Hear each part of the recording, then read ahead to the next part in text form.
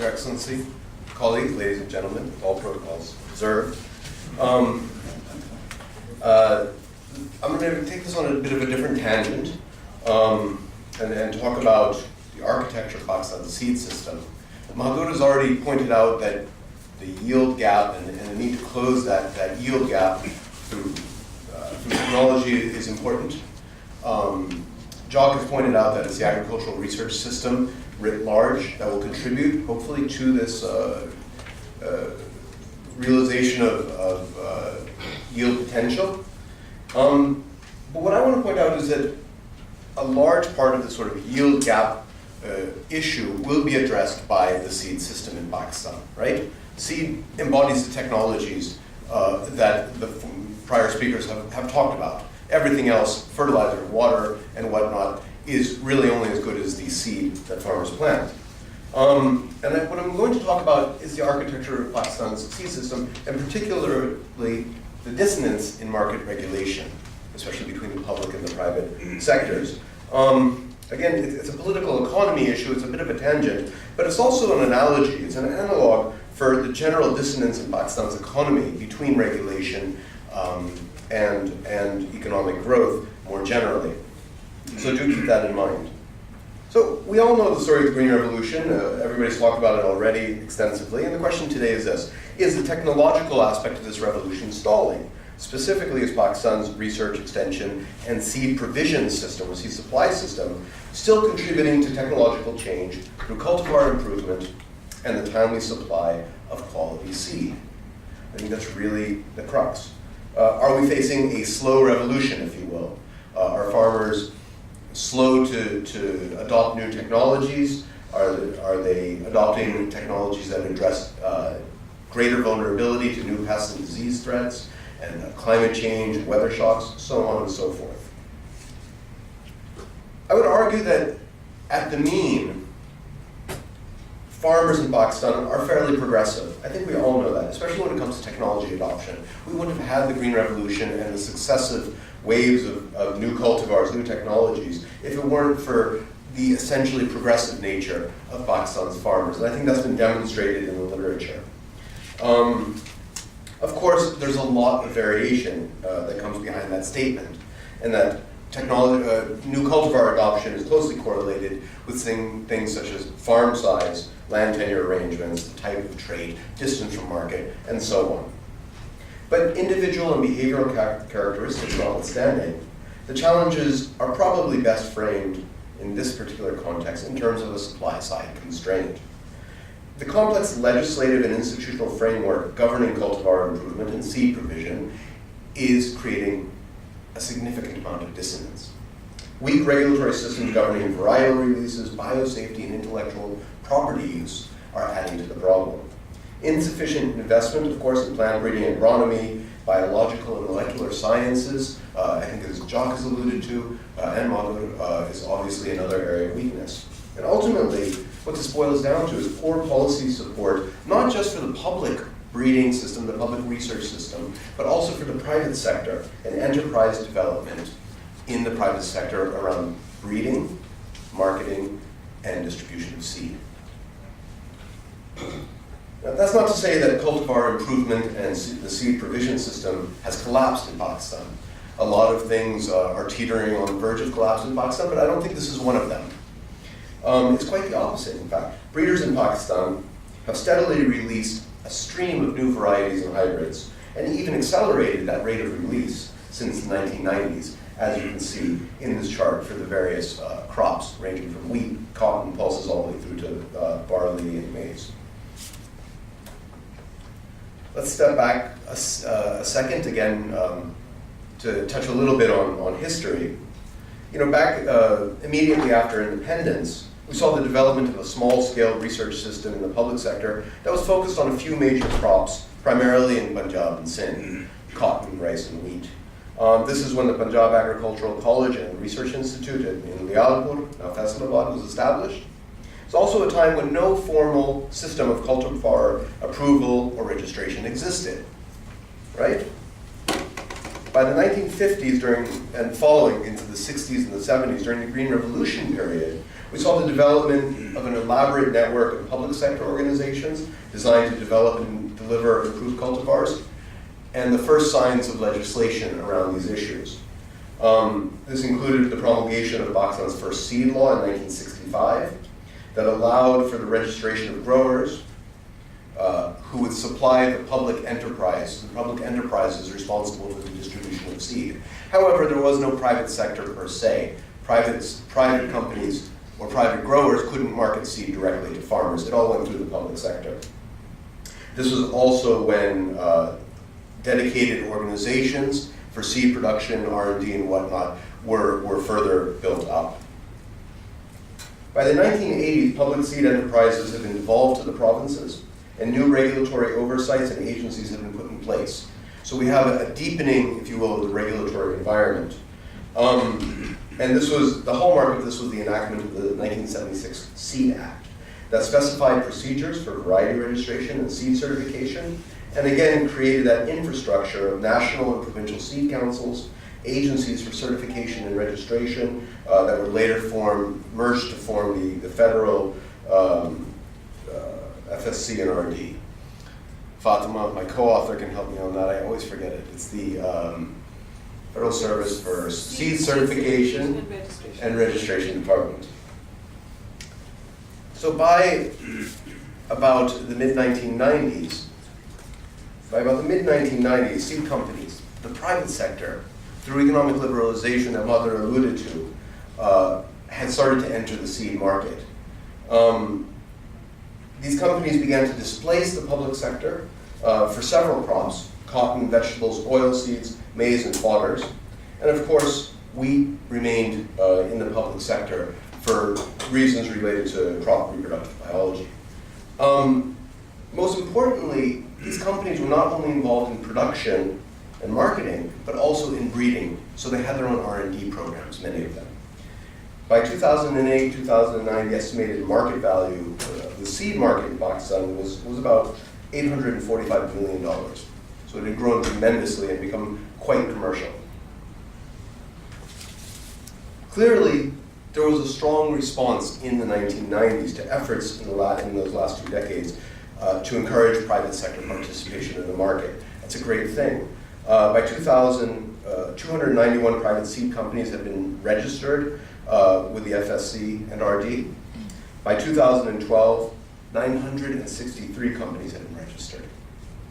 And this includes not only homegrown companies like Four Brothers, Neelam, Sitara, and Ali Akbar, but also the major multinationals, Pioneer DuPont, Bayer Crop Sciences, Syngenta, and Monsanto. They're all in Pakistan's seed market, and that's tremendous. But today, we would argue, and we argue in this paper, that companies are hitting up against a wall that may constrain future investments in both research and marketing.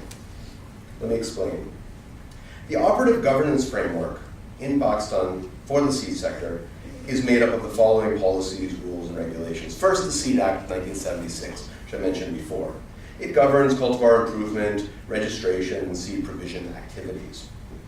It creates these national and provincial seed councils and the FSC and RD.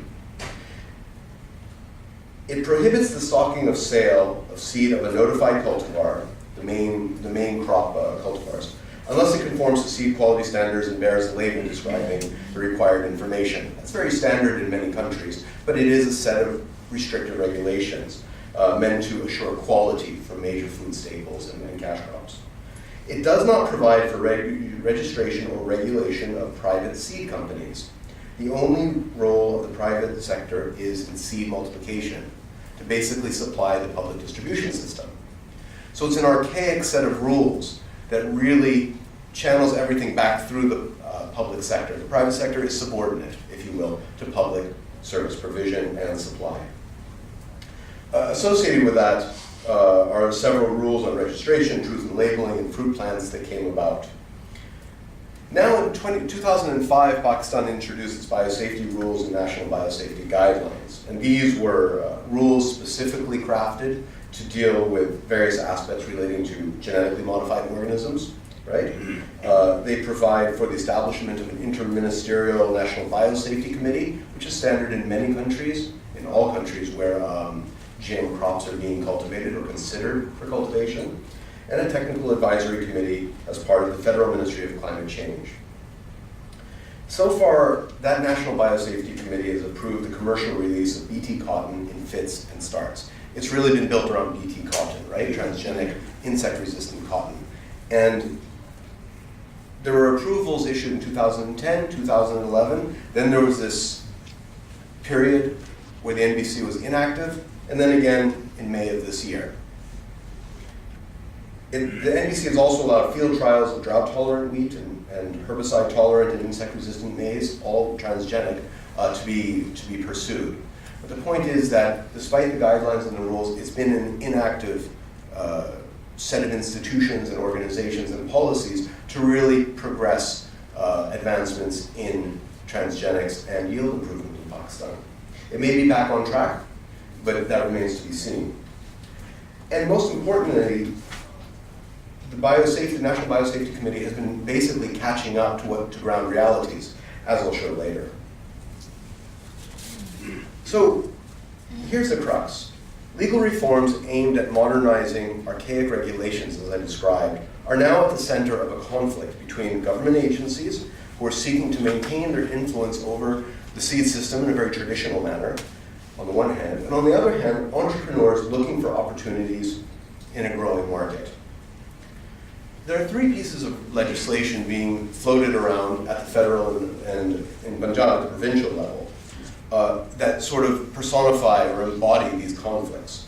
First, the draft bill that's been proposed by the FSC and RD, which proposes amendments to the 1976 Seed Act to place the seed business, public and private, firmly under their regulatory control.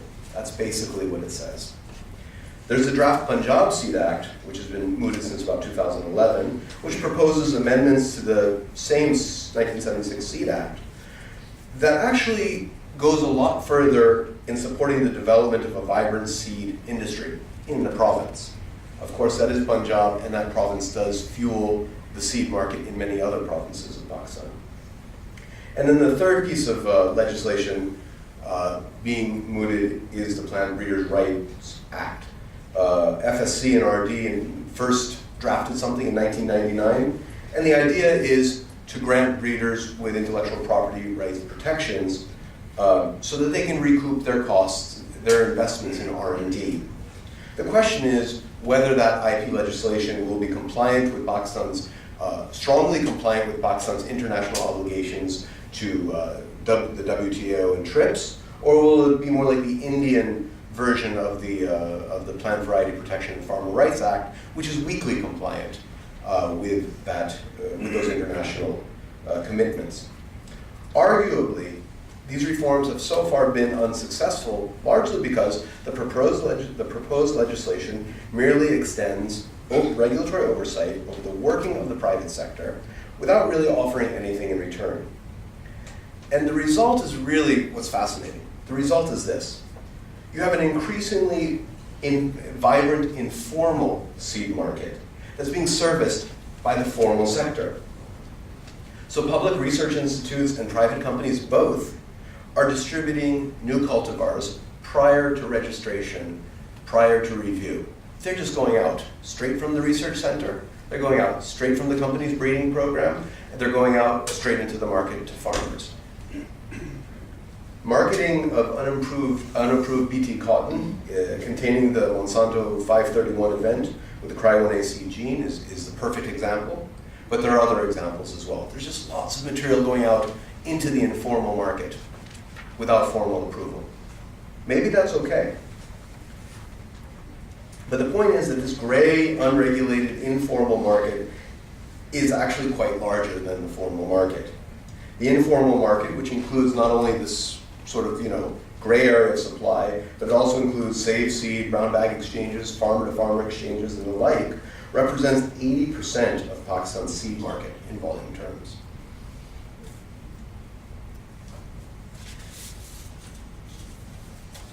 And this gives you an idea, the schematic gives you an idea of exactly where that informal market is. It's probably much, much larger than the formal market itself. Of course, these issues are very crop specific. So for instance, improved wheat cultivars, which are the mainstay, the food staple of Pakistan, they're still new cultivars are still relatively easy to produce, multiply, distribute, and whatnot in Pakistan. And the combination of the formal supply system coming from the national research system and the informal farmer-to-farmer exchange of seed seems to be working fairly well. There are lots of findings that suggest that. Importantly, a good example of that is the turnover from Inqilab, the most preferred wheat variety in Punjab, that was released in 1991, to Sehro 6, which was released, of course, in 2006. Most farmers have actually switched over to Sehro 6, representing a fairly quick turnover for wheat, and that's a reflection of Pakistan.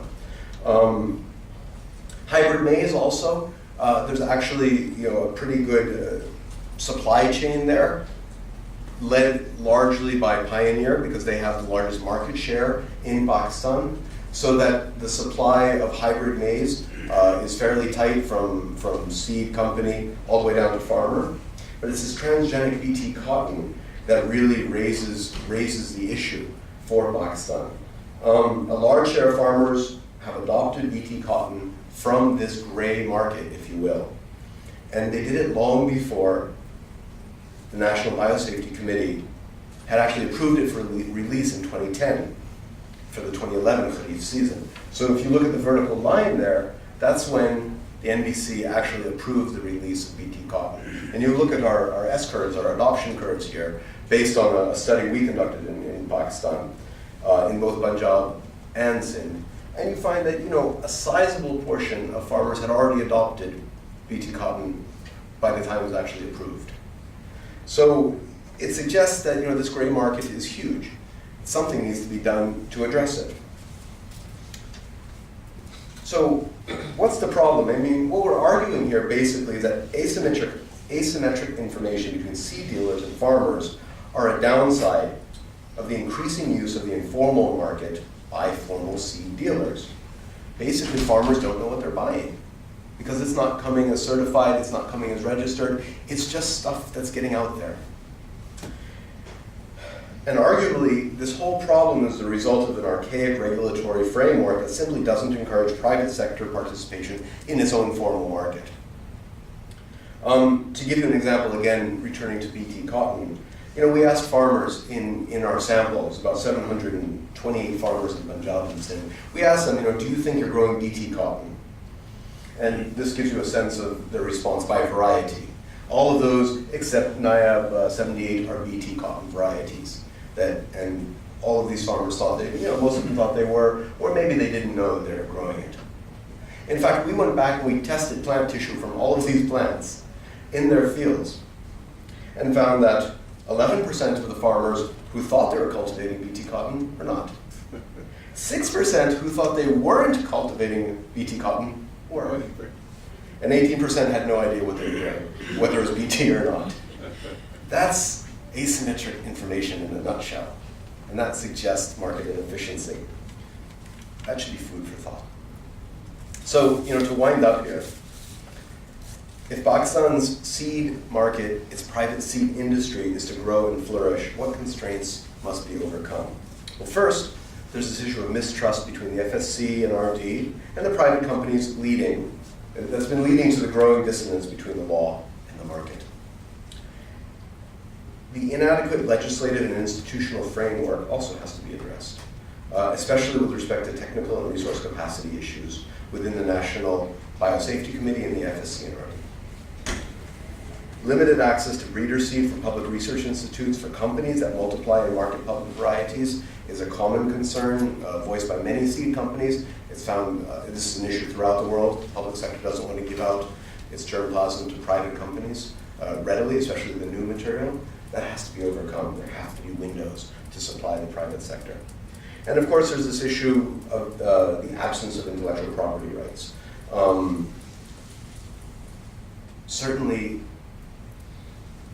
companies in Pakistan need some sort of protection so that they can recoup their investments in R&D, in breeding. What kind of protection that is something for Pakistani legislators to craft, and hopefully we can inform that debate. So, looking at the recommendations, that's very nice. I would say maybe a five-pronged approach to reform of the legal institutional regimes is warranted. Redesigning the regulatory framework to make government oversight more sensible and more effective. Reevaluating the role of seed certification and replacing it ultimately in the long run with a truth in labeling regime. Look to Bangladesh for a good example of that. Of course, the OECD countries, as well as Malaysia, Thailand, and others, have similar regimes. Simplify varietal release procedures. Position farmers at the center of these policy debates because they're the ones who are dealing with asymmetries of information. They don't know what they're growing and they want to know. Put them at the center of these policy discourses and debates. And ultimately, encourage the growth of a private seed industry, not only in terms of competing around who's got the best genetics, but also who has the best quality of service and other dimensions of competition. Thank you very much.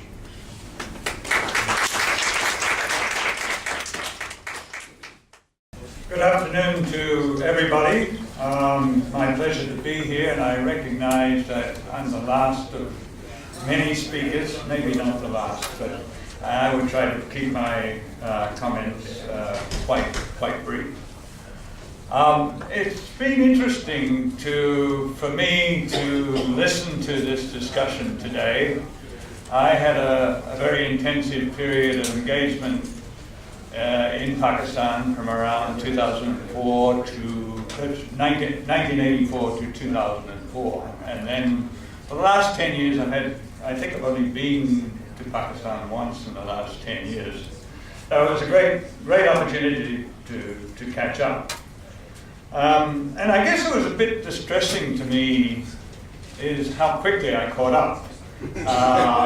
In that all of the issues that were put on the table today were issues that I was engaged in my intensive period in working in Pakistan, which also indicates that I was very unsuccessful in what I did.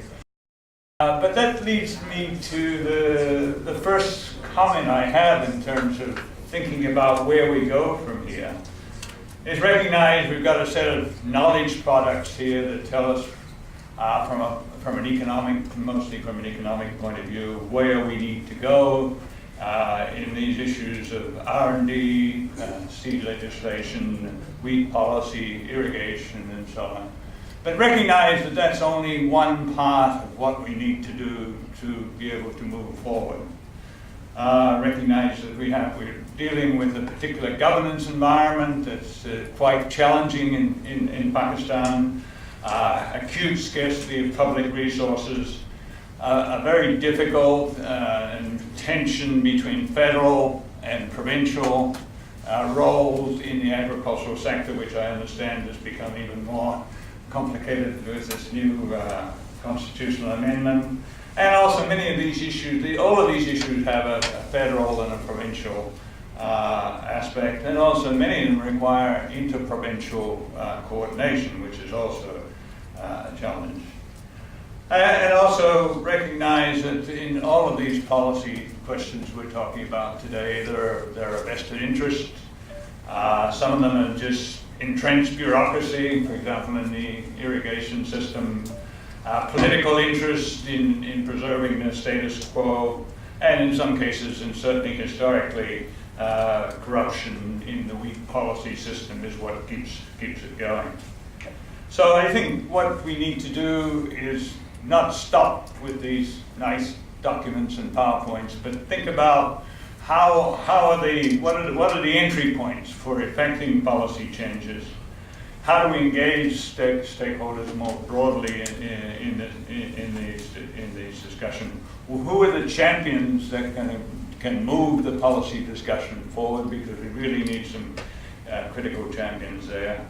And be realistic that we're not, in many of these cases, we're not going to have first best policy decisions. There may be second best or even third best, but the point is that we are moving in the right direction. So that's my first comment is to balance the research with some sort of a process to be able to engage people, key stakeholders and champions for change in affecting these sorts of policy decisions. Second comment really relates to, which I think was also distressing for me, is the urgency of the urgency for action. And when you look at some of these figures, particularly that Madhu put up, the fact that low productivity, that's not particularly new, but also the slowdown in productivity growth, as measured by total effective productivity. And I think one issue here that maybe we need to look at much more carefully is what's happening to agricultural labor. Madhu suggested that agricultural labor is moving out of agriculture.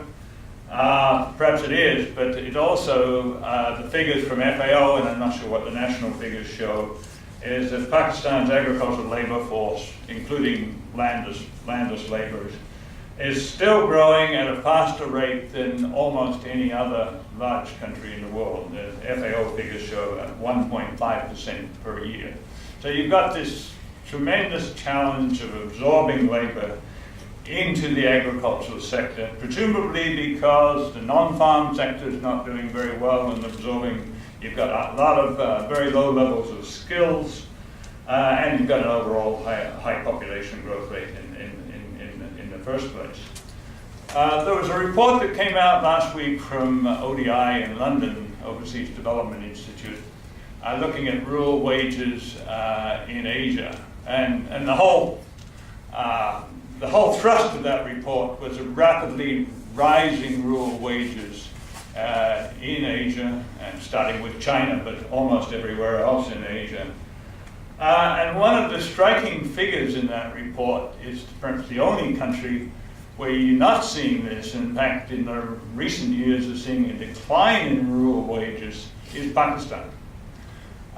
So I think looking at that labor challenge that we have and understanding rural labor markets better is going to be critical to move forward. Obviously, growth in the agricultural sector is part of that challenge, and certainly I was an author of the World Development Report in 2008. Our main message was that agricultural growth is especially effective in poverty reduction, and partly through generating jobs. One area I think that, and certainly I was guilty of this when I worked on Pakistan, is you talk about wheat, rice, sugarcane, cotton, the four big crops. I suspect it's time we moved on from that. We need to get the livestock sector in there, and I hope that's going to come in the future World Bank work. But also the high-value agriculture more generally. And Madhu alluded to the fact that this was expanding, exports were growing. Ambassador mentioned the mangoes that we can now buy here in the US. But this is, if you're looking at ways to absorb labor, then high-value agriculture is going to be the most labor-intensive, and there's where Pakistan should have a real comparative advantage. I've been doing some work in Thailand recently, and one of the things that struck me in looking at high-value agriculture and exports is Thailand has the same agricultural land area as Pakistan, has half the population, and has 7 times the value of agricultural exports of Pakistan. So that gives you some indication of the scope for increasing the role of high-value agriculture and exports from Pakistan.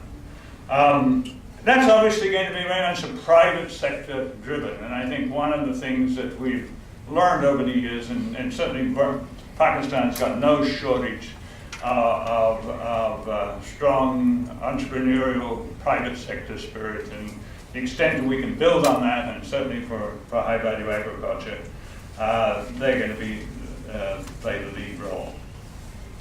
And then finally, on the R&D system and the seed system, It seems to me this is one of the most urgent things that we have to confront. Just mentioned that the research intensity spending on R&D as a percentage of agricultural GDP is 0.21%, being the lowest in South Asia. It's actually one of the lowest in the world. So there's a critical issue there. I think it's one where the federal government and federal agricultural research is really a strong case for having a core, strong federal agricultural research system, which is what PIRC has to be. So if you look at Brazil, something like 2/3 of the research spending in Brazil is by Embrapa of the public sector. So I think this is maybe one exception to the new constitutional amendment, where you're trying to push down to the provinces all of these roles for institutional development in the agricultural sector. I think in the case of research, you really need that central PIRC, a strong PIRC. In terms of obviously, there's lots of issues here, and Jock has been through them. Critical scarcity of funding. It's not just about funding. You have to have some way of getting the reforms and the carrot and the stick, followed by the funding. And one of the things that I think Pakistan needs to look at seriously here on the funding side is the use of levies, or what we used to be called cess, is a small check-off of 0.5% or 1% of agricultural value goes into a research fund, which is then governed with strong input from the users themselves, from the farmers.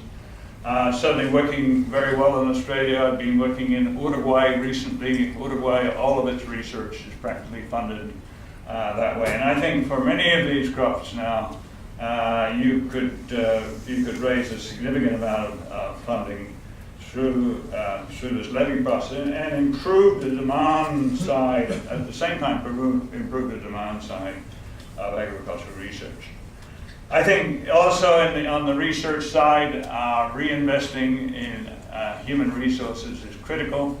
The PIRC used to have a very strong human resource capacity.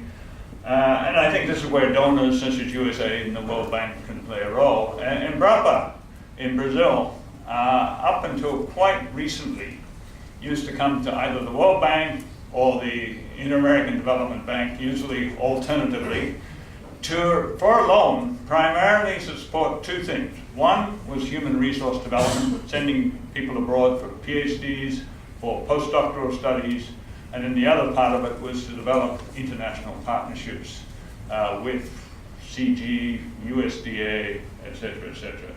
So I think this is an area where it's common, even in strong research systems, to depend on external resources to move the way.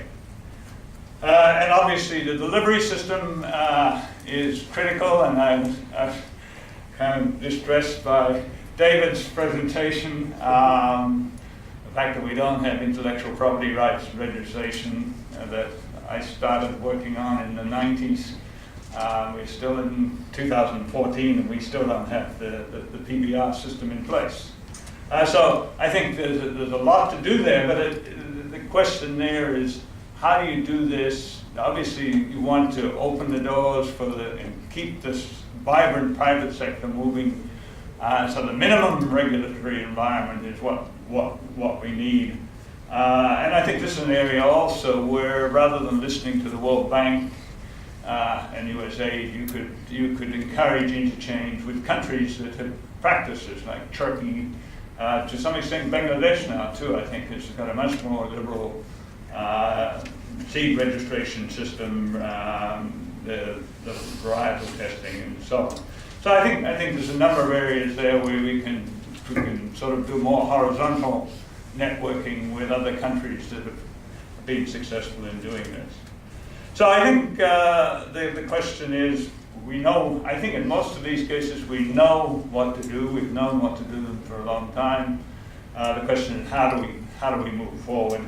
and I think that there's a lot of best practices out there to do that.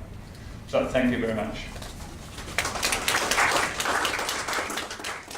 I'm supposed to chair the discussion now, right? My comparative advantage has moved so that I have the strong comparative advantage in pointing these days. So people want to make comments, and we have movable mics, so whoever Okay. is recording this, yeah. Yes, sir. I thought I was the pointer. No, you point and I will just run the mic there, sir. Go ahead. Yes, sir. The mic? Yeah.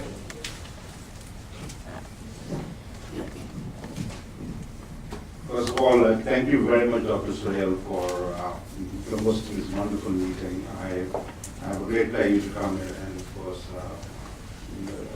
sir, thank you for coming and just giving us a perspective from Pakistani activism.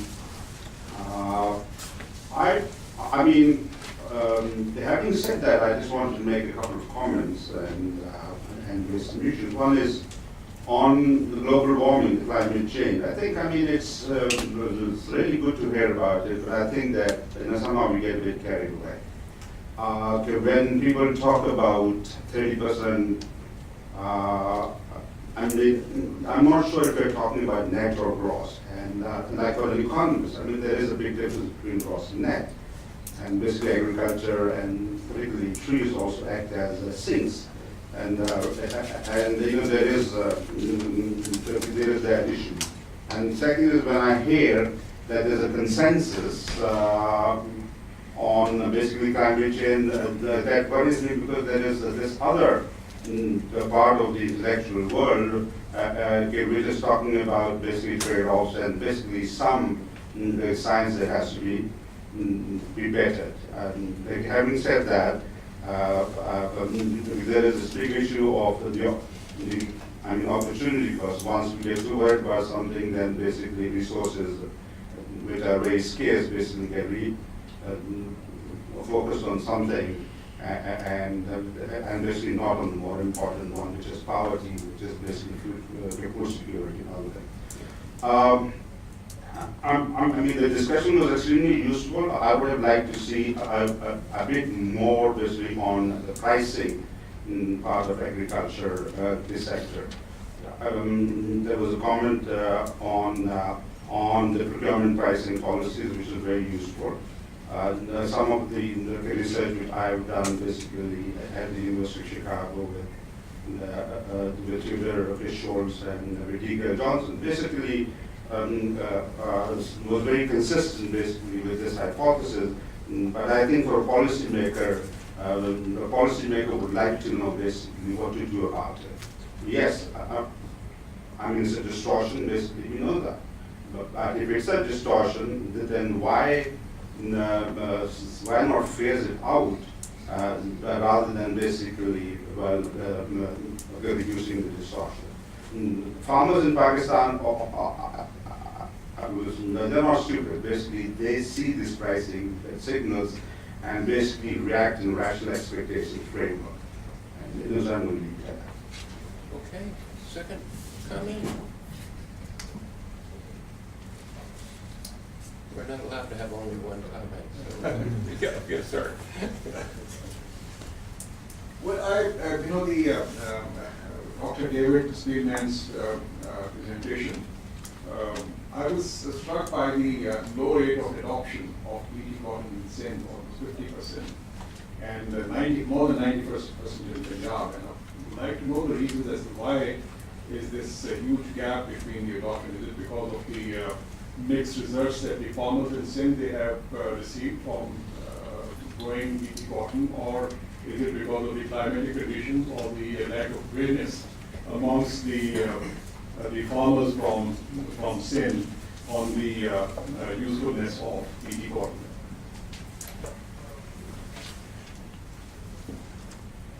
You have another?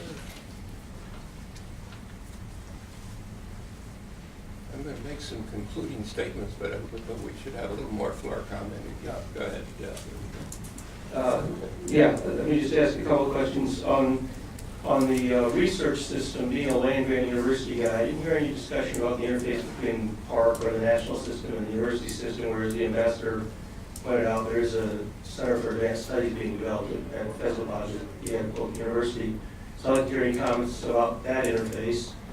And then secondly, on the training, I mean, the HEC has been sending a lot of people overseas for advanced training, and so is our agricultural fields benefiting that? Are we seeing anything coming through the HEC's more general system that would address your concern about the retiring 70s generation?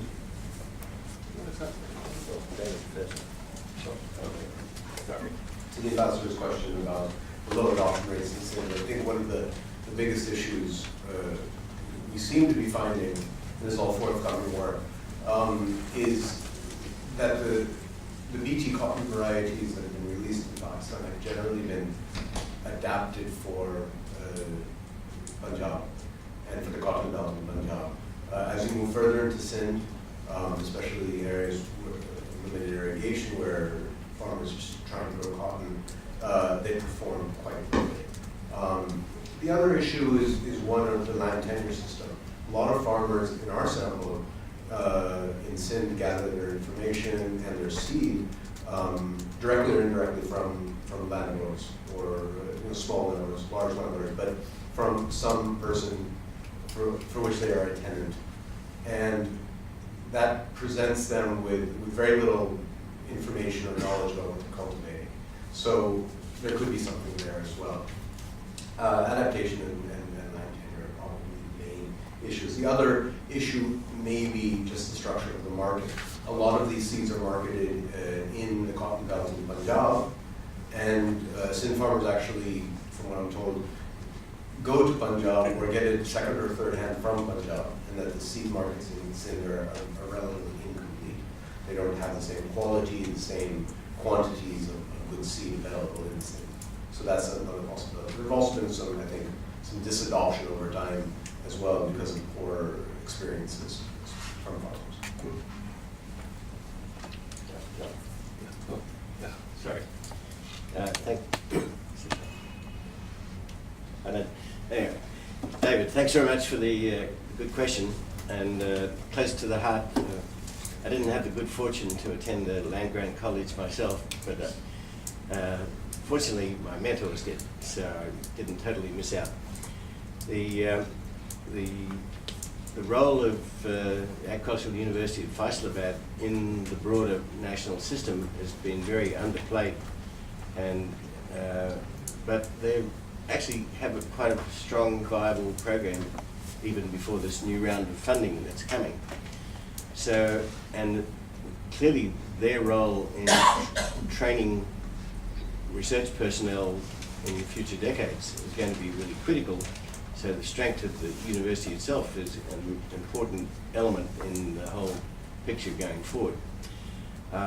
In my ideal world, now I'm an American taxpayer instead of an Australian one, I've really been pushing for USAID to get back into the business of human capacity development for national research systems, particularly in places like Pakistan, where the demographic transition is such that so many people have recently retired or about to retire, and they need to be replaced by young people with really outstanding training. So I'm hoping that wise heads in USAID will activate that theme. It is attended in a minor way in the agricultural program that I described involving University of California at Davis, but much more needs to be done than the few people that are going to be trained in that program. Okay. Hopefully you can persuade your American friends to do the right thing.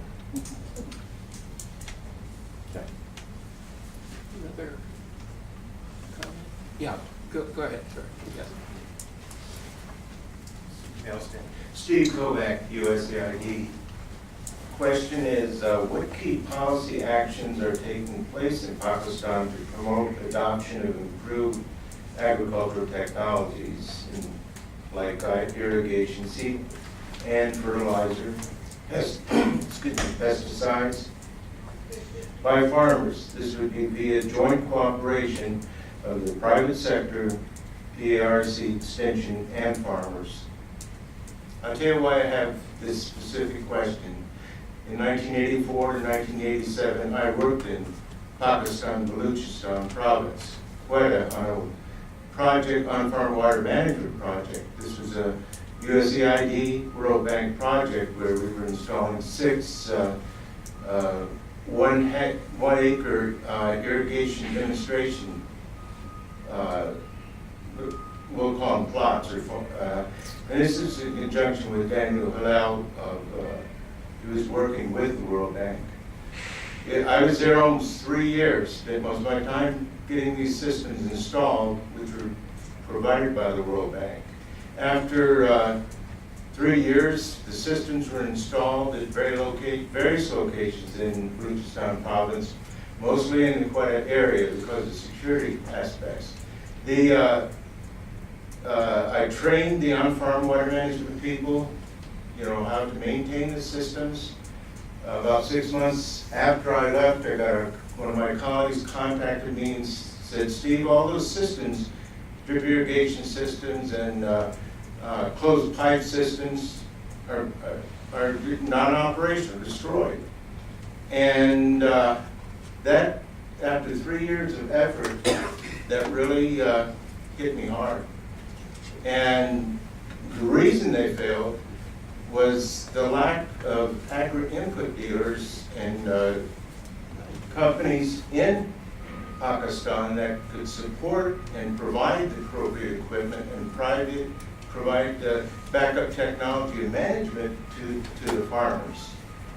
So that's one reason I'm asking this. I had a vested interest in it, and it stung me. Now I'm working in Afghanistan where USAID is looking at the importance of the private sector in linking with farmers and the institutions like PARC to make sure the farmers can adopt these technologies, not only adopt, but sustainably, keep them going.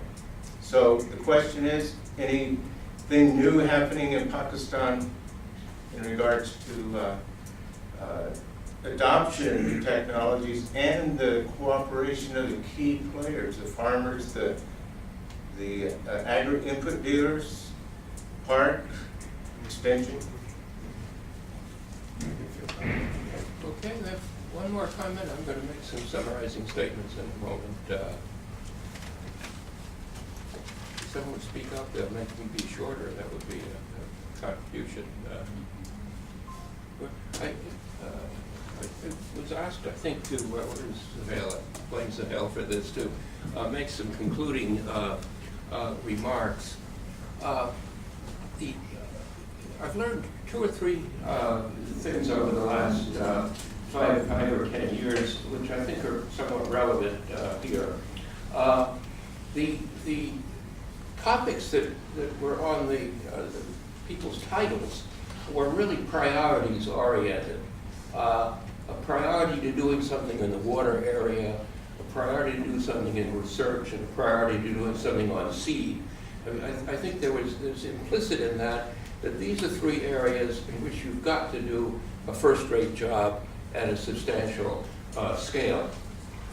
I think the most important thing I've learned over the last 5 or 10 years in looking at these development issues is that you can get agreement on the priorities, but if the overall allocations of budget to public sector agricultural activities, it basically means the Ministry of Agriculture and related ministries, is inadequate, the priorities are not going to get much treatment.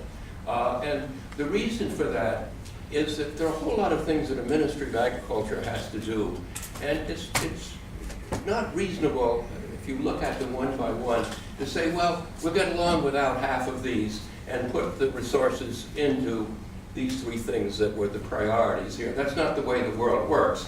That the Ministry of Agriculture is going to have to allocate things enough to get some sort of minimal effort in each of the major departments there. And if you have a grossly inadequate budget for the Ministry of Agriculture, the priorities just aren't going to get much emphasis in that context.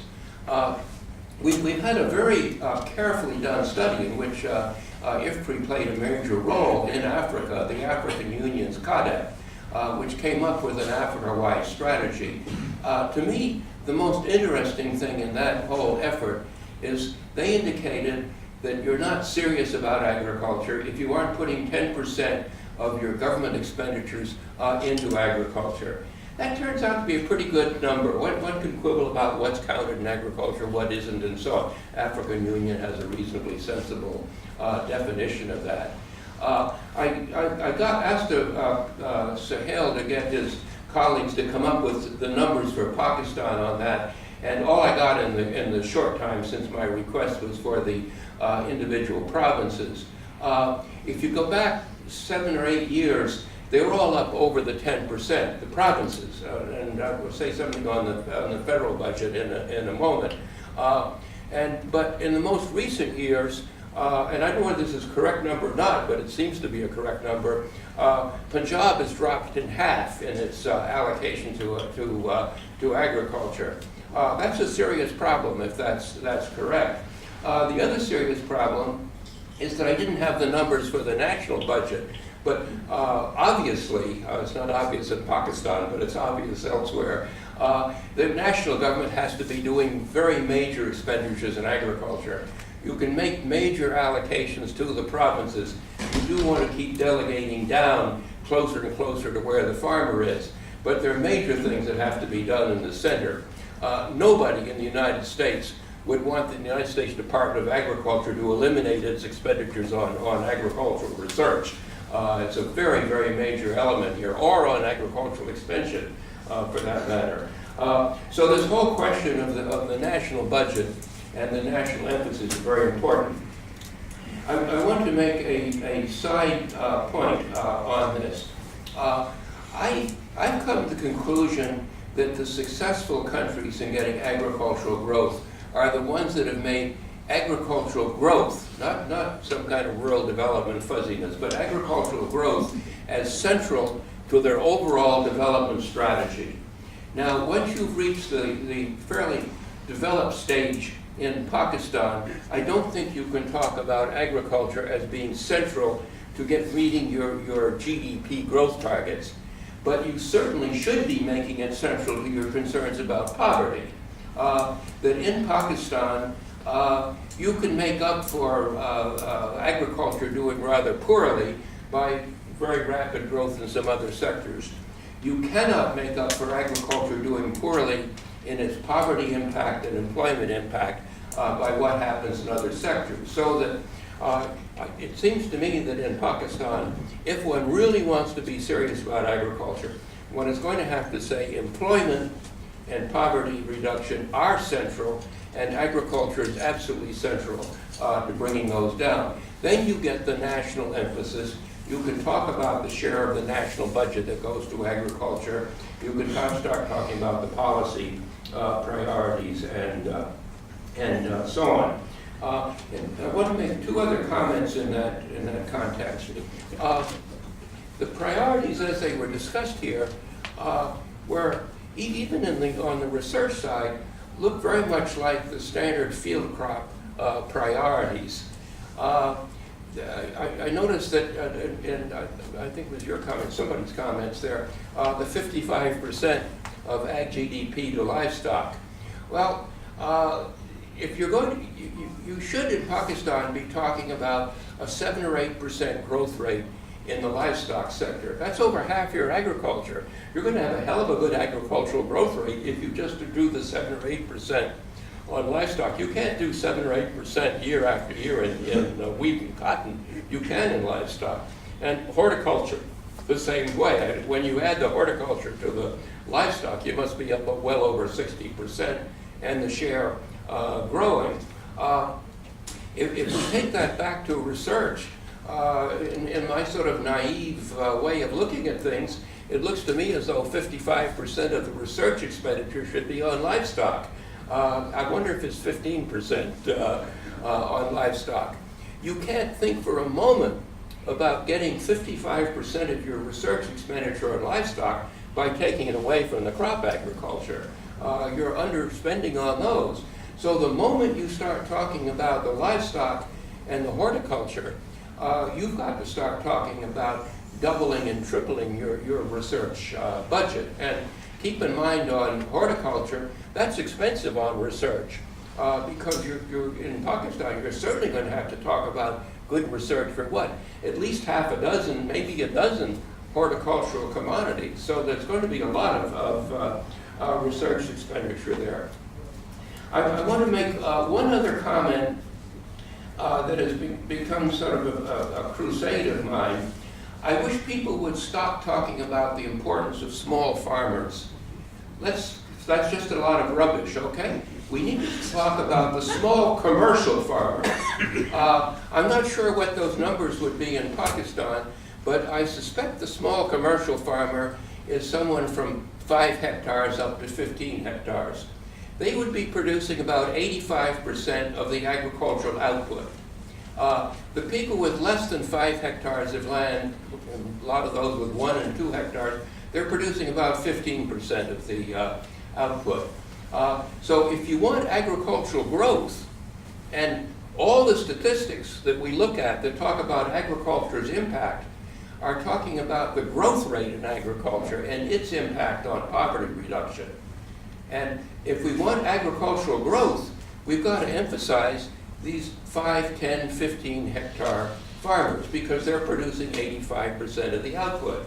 And you don't emphasize the half hectare farmers who are producing 1% of the output. Now, there's an interesting dilemma on that. If you're getting your growth from the small commercial farmer, I'm not talking about the 50 hectare and 100 hectare, 200 hectare people. They're basically irrelevant to poverty reduction. We know that from Peter Timmer's work quite clearly. I'm talking about the small commercial farmer. If we're going to emphasize those, well, let me just back up a little bit. If we go back to the 50s and the 60s and the 70s when we were getting the Green Revolution coming on, nobody talked about the small commercial farmer. And it's only recently that I've been talking about, why is that? Why weren't we talking about the small commercial farmer then? Because naturally, the extension people and the credit programs went to the people who were producing the bulk of the agricultural output. Then we got people concerned with poverty, drawing the wrong conclusion, by the way, that the benefits were going to these small commercial farmers, who they call big farmers, by the way, but the small commercial farmer, and it wasn't trickling down to the very poor people. Well, what we know now, and IFPRI's done innumerable studies on this, on these multiplier effects, those 5, 10 hectare farmers in Pakistan, they spend half of their incremental income on the rural non-farm sector, improving their house, buying some local furniture, to a small extent buying local clothing, and to a large extent on services, on essentially non-tradable services, bus transport, the buses fixed locally and local conductors on it, and so forth and so on. So that we know what the process is of the growth coming from the small commercial farmer, heavy expenditure by those people in the local area, reducing the poverty. Now, why am I making a big thing about this? I'm thinking a little bit more about Africa than Pakistan at this point. But the small commercial farmer needs credit. Some people will say, oh, since they're not poor, they can do their own financing. Well, we all know that it's the rich people that do the borrowing nowadays, so that the small commercial farmer will use 60-70% as much fertilizer as he should if he can't get a loan. If he gets a loan, he goes up to using 100% of what he should be using. The half hectare people are not in the market to borrow. In any case, they have credit institutions now. Microcredit reaches the half hectare and the 1 hectare people. Microcredit is of no value to the 5 and 10 hectare people. They need too large a loan and so forth and so on. Well, I'm going to stop there, but my intent was to pick up on these priorities, try and indicate a little bit why we aren't making progress on the priorities. It's because we aren't looking enough overall at agriculture. And to some extent, we're not focusing on the farmers who are producing the output. Thank you.